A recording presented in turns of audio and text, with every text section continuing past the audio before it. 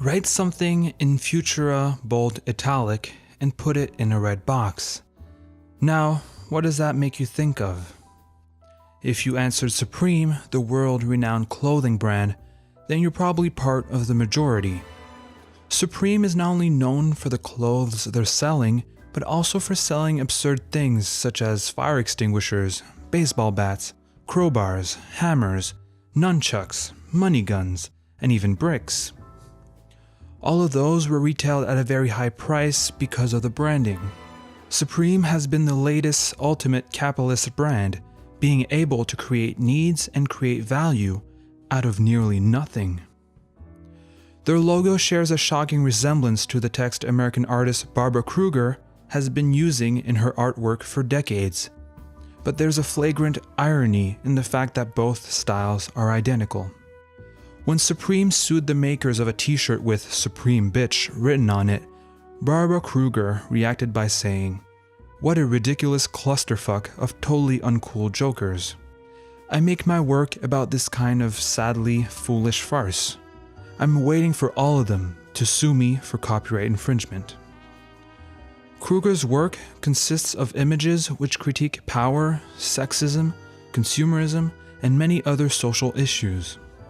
She's an anti-capitalist activist, and Supreme's use of this style makes it very ironic. But this isn't the only irony Kruger's work has been subject to. Her work, When I Hear the Word Culture, I Take Out My Checkbook, made in 1985, is a critique of the art world. It's inspired from a Nazi play in which it said, "When I hear the word culture, I reach for my gun." Behind the text is a black and white image of Howdy Doody, a famous puppet.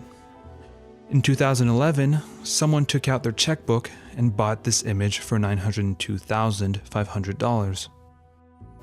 Her style is subversive, it's confrontational, and it's definitely thought-provoking. The contrast between the red box in which lies her text and the black and white image in the background makes the image aggressive and shocking. The text, the few words that appear in her images, is really what makes Kruger's work thought-provoking. The brief statements she makes challenge the viewer. Her 1992 "A Picture is Worth More Than 1,000 Words" says a lot about Kruger's work. It makes us think about how the words in her images are themselves images, which are also worth more than 1,000 words. We can look at Who Owns What, made in 2012, and interpret it as a challenge to the conception of property. Who owns what? Why do they own it? What allows them to keep it?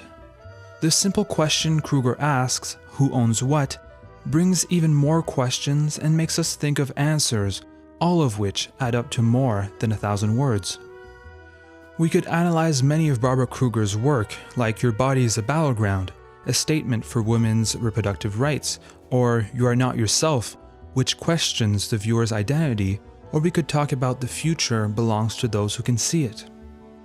Barbara Kruger has many extremely interesting artworks, which we highly encourage you to look into.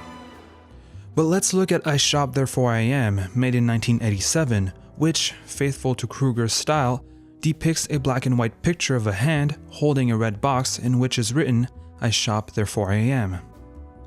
This phrase is inspired by French philosopher René Descartes, who, after trying to find a statement that couldn't be doubted, came up with I think therefore I am, meaning that because he can think, he can therefore doubtlessly say that he exists. Kruger turns this statement into a matter of identity and how it's shaped by consumerism. One of the greatest examples of that is through clothing.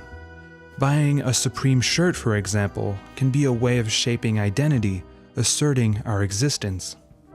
Yet, people who critique capitalism and consumerism, like Barbara Kruger, will say that material goods do not and cannot define who you are. The sentence, I shop therefore I am, is not what Kruger advocates for, but it's a symptom of a capitalist society. These bold statements on capitalism's effect on society were also interestingly used in a series made in 2007 called Face It. You see a piece of clothing with a painfully honest inscription discouraging people to buy it. In the 1988 movie They Live by John Carpenter, Nada, the protagonist, finds sunglasses which can see through propaganda, exposing the true message behind images. Barbara Kruger attempts, successfully or not, to accomplish the function of these sunglasses. She's trying, by raising questions, to make us doubt the effectiveness and the ethics of our society. She's trying to make us doubt the capitalist system in which we all find ourselves under.